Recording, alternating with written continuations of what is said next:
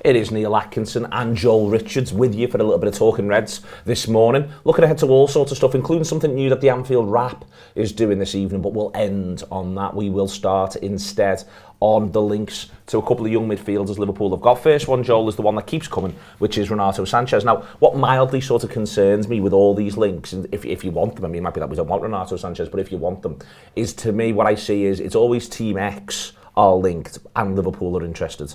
And I think Renato Sanchez is one that keeps moving in that direction. There's other teams that keep being linked, but what's then said is, but Liverpool are keeping a really keen eye on. Do you think the Renato Sanchez thing is legit from Liverpool's point of view, or do you think that it's one where there's a lot of players Liverpool are keeping a keen eye on? Yeah, I'm not so sure, to be honest, because a lot of the time, sometimes you're thinking, is it the agent sort of just dropping Liverpool's name into whoever, just to sort of just to try to drive up a bit of a bidding war for him or whatever? But in the case of Renato Sanchez, I'm not too sure. Maybe they are keeping an eye on a lot of players, as you say, because obviously there's still a couple of weeks to go in the transfer window. Liverpool haven't really shown a hand. They haven't really been. There's not been any firm, concrete interest out there in terms of any player. So I think at the moment they're just obviously sitting tight and waiting until the end of the window. One of the things that's in my mind is we often say about the manager that he loves to get his players in early, and I think he does love to get his players in early. I don't think he's got that much interest in getting his players in the middle. So there's been a fair few where last couple of seasons, I think Jota and Thiago are an example of it. Chamberlain goes to the last day and then he almost gives them another pre-season behind his own closed doors, moving into September and into October. And I wonder if he'd have loved to have got everything done, all the ins, all the outs, whatever it was going to be when he does Canate. That's his ideal, he'd be absolutely delighted, and then he's got everyone together and they all get to spend the time.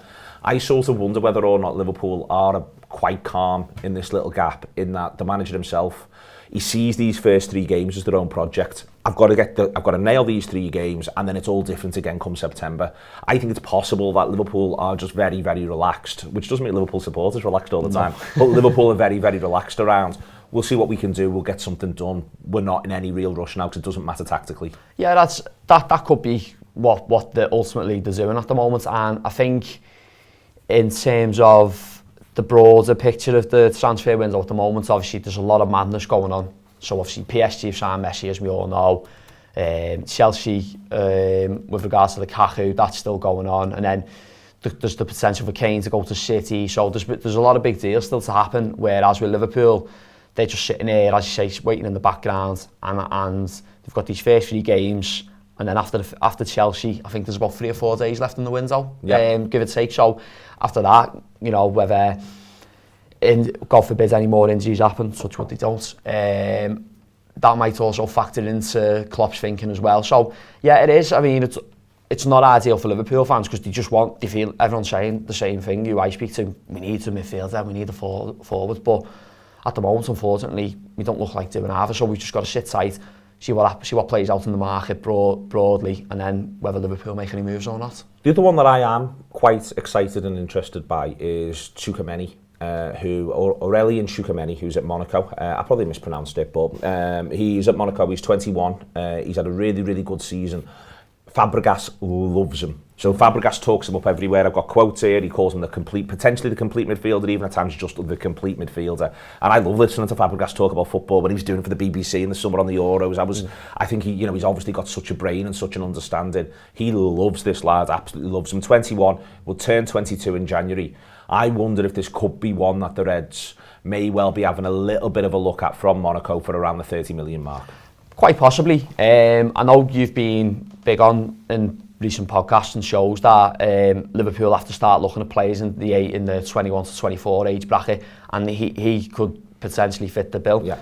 And that is the sort of type of player that Liverpool are quite short on at the moment. Really, we were just talking off air, weren't we, about the age of some of the players in the squad. Yeah. We haven't really got anyone in that bracket. It's either they're in the peak years of their careers now in the 27 to 30 plus bracket, or you've got the likes of your Alexander Arnold, who's 22, 23, I think, later this year.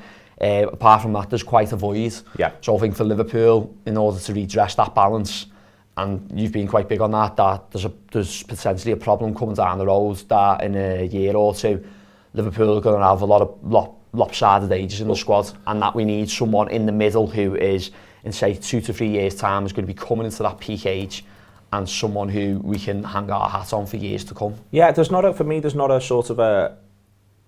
It's interesting with Tchouaméni in that he's gone quite quiet. Camavinga's had a lot of chats coming from France, a number of different teams. Sanchez has had a lot of chat coming from France, a number of different teams. But last season, he wins Young Player of the Year in France. He's in the same league, in the same position as Renato Sanchez, as Camavinga. He wins Young Player of the Year, Tchouaméni, and he ends up in the French Team of the Year. To me, and he's not playing for Paris Saint-Germain, he's not playing for an obvious sort of storied club, he's not playing for the league winners, but he ends up in Team of the Year. For me, I think that says where he's sort of held in regard in France at this sort of point. You know, he's not at Lille, he's not at one of the big hit, as I say, he's not as a challenger, and yet he ends up in Team of the Year. And as I say, I love the Fabregas raving of him as well. Dan Austin got me onto this. He said, you just keep looking at the way Fabregas talks about Tchouaméni, and he absolutely adores him. I don't know, I like the idea of this sort of centre midfielder, and I'll tell you something else, Joel, which is a long one for our Anfield Wrap people. He's 6'1". Is he? 6'1" and tons of fun, possibly. One for the teenagers there. But I know from, although I don't know much about the player himself, I do know that Monaco would have had that challenge for the title for a bit last season, didn't they? And I think they still had a shout with about 2 or 3 games to go. Ultimately, obviously, they didn't win the league, but they were on the coattails of PSG and Lille. I think did they even beat PSG, I think? Yeah, I'm sure I remember them beating PSG at the Parc des Princes. So yeah, he's obviously part of a Monaco side that did fairly well last season. He's under Niko Kovac, who, in terms of a link, managed this Sanchez at Bayern for a little bit. So, you know, obviously, by the sounds of it, Monaco he's got Monaco playing good football. This Tchouaméni's been part of a side that has flourished under him. So, who knows? I mean, maybe another year in France might do him a bit of good, and then let's see where he's at this time next year. But if he's a player at Liverpool were to sign soon or whenever. What about, so there's the French option here, but there's also this idea of, for me, if he's 21 going on 22 and he replicates that season, then I think you are looking at a significantly heavier price tag from Liverpool's point of view. That'd be what would concern me on this. Camavinga at the minute, I can't quite work out if there's a mini quasi bidding war and if no one's quite sure what to do about it. Yeah. I do sort of think that there's a bit of, weirdly, because of the nature of France with the TV deal and all of that this summer, I think there is a little bit of a thing where there may just be a bargain that Liverpool should be thinking about. And 30 million, yeah, you can say he's 21. Someone on the comments there is saying, you know, Fenway Sports Group won't be doing 30 million for a 21-year-old. Well, they've done significant deals in the past for players with a wide range of ages, to be honest with you. I do feel as I didn't think they'd do 30 million for Thiago, frankly, for a 30-year-old, you know, 29-year-old last summer. I think that there is, if the player is right, now might be the time to strike. And the thing you can then say to Tchouaméni is, second half of the season, lad, we're just going to get you used to it. Bit of League Cup, maybe Champions League, 4th seed game, you know, league games here and there. But then second half of the season is when you're going to emerge. Yeah, and I think that's a good plan for any player of that build, because, you know, if you are to sign him literally on deadline day or in and around it, you know, you don't expect them to be playing in the first game after the international break, which I think is Leeds away, for example. So, you know, like has been done with Oxlade-Chamberlain before in the past, and even Robertson to a degree. You know, I know Robertson was hard earlier on that window, but you get, as you say, between now and Christmas, you get in, you bed in. Don't worry about having to make an impression and trying to go all flat out to get in this Liverpool team, because this Liverpool team's got enough for now. But that's not to say you will not get a chance. You will get your chance. And then whether it's in the latter half of the season, or you have a season where, like Tsimikas, for example, from last season, only gets 6 or 7 games. You only get 6 minutes of Premier League football. You know, all right, fans will question it ultimately, because there was a little bit of chat for Tsimikas to go in the summer. But just play the longer term game. You're 21. You're not for example, you're not Thiago's age where you're 29, 30, and he's got to hit the ground running now. Yeah, got to play now. We've got him for, you know, 4 or 5 year contract or whatever, so there's plenty of time to make his mark in this Liverpool team.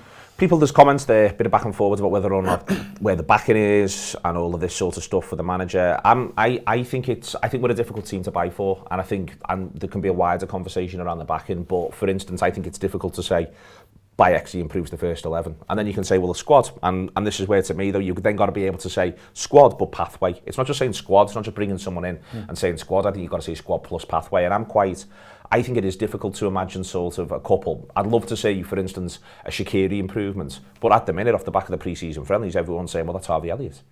And so you end up with a situation where I'm not quite sure. I don't think it is necessarily. I think Elliot can do his own thing and it's a little bit of a different pathway. But I'd love to see Liverpool move on Shaqiri, move on Origi and upgrade on them both. But what you then need to be able to say to whoever it is who comes in, right, well, this is how, if you're not going to get 35, 40 starts this season, this is how you end up doing it. And I think that that's a lot harder.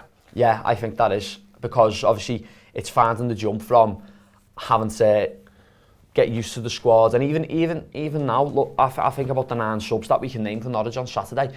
There's going to be a lot of players who are going to be left out where you could argue a case for to be on the bench. And who feel themselves like I should be in this. It's a 20-man squad and I'm not in it. What does that say? I think there will be a bit of that. Because there's even like, say for example, Nat Phillips. Realistically, Phillips probably won't be on the bench on Saturday.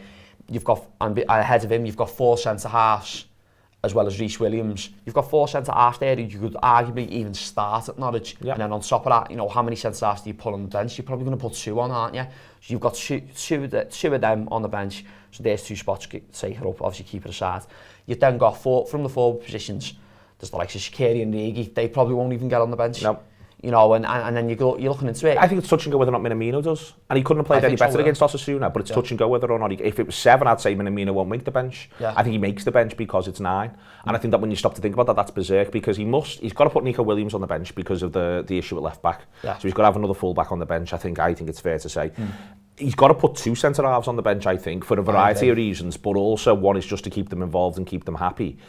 I don't think Thiago starts, so Thiago's on the bench. There's 4 places gone off our bench already. Even Henderson. And then a keeper's 5, so we're now looking at 4 more. So you say maybe Henderson. I don't think Henderson will make the bench. I think he'll decide to give him a bit longer, but I could be wrong. And then, so let's just say the ones I've named so far: 2 centre-halves, Nico Williams, Thiago, and then the goalkeeper, sub-keeper. Oxlade-Chamberlain won't be on the bench if he doesn't start. Elliot will expect to be on the bench if he doesn't start. And then you're in a situation where Jota or Firmino will expect to be on the bench. You've got 1 more spot.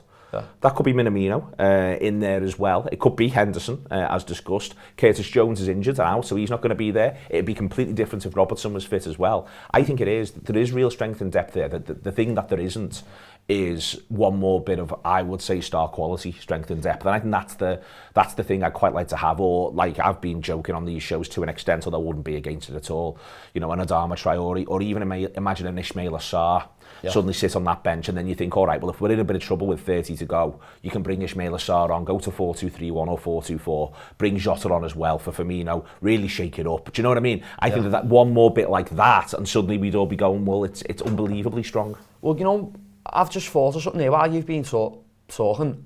I think the reason why there's a bit of fatigue around this Liverpool squad is because of the fact that we haven't really significantly upgraded it, and possibly because of the season that we've just had, that's sort of been thrown into the mix, because obviously a lot of them underperformed, didn't really do much, you know, Shaqiri, for example, he only scored 1 goal, and that was in the League Cup tie last season, barely started. Origi as well, barely featured. So there's a lot of, I think there's a lot of fatigue around certain players and a wish to move them on. And then on top of that, there's a little bit of if it was this time last year, obviously because we won the league, I don't think there was more, there was, because we got Thiago and Jota in, it was a bit, we can go again here, we're going to win it again this season, whereas because of everything that's gone on, I think this year we've had a full pre-season, and because we've had the full pre-season, because no signings have come in, it's been a bit, when's it coming? And then it's a bit, look at what City doing down the road, look at whoever else, Man United, Chelsea are about to go and sign Lukaku. There's a little bit of oh God, well, why haven't we got nothing in? Yeah, I think the interesting thing on Chelsea and Lukaku is, of course, they should buy a centre forward. It's coming a mile away, and of course United needs to go and buy wide right. You can see it from a mile away. A couple of things just quick in the comments, just to go through them as we're doing this live, which I'll come back onto in a minute. A bit of criticism of the ownership, a bit of people sticking up for the ownership because it's Liverpool Football Club and we've got to do this forever. Also, within there, just a little bit on, John McClain points out Konate's 21 and we slapped down 35 million for him. Scott Willing says we have a lot of 8, but we could really use a player who could, like him, who could step in at a 6. I think that's interesting, Scott, but the problem with this as well, though, is one of my concerns. Someone says get Saul.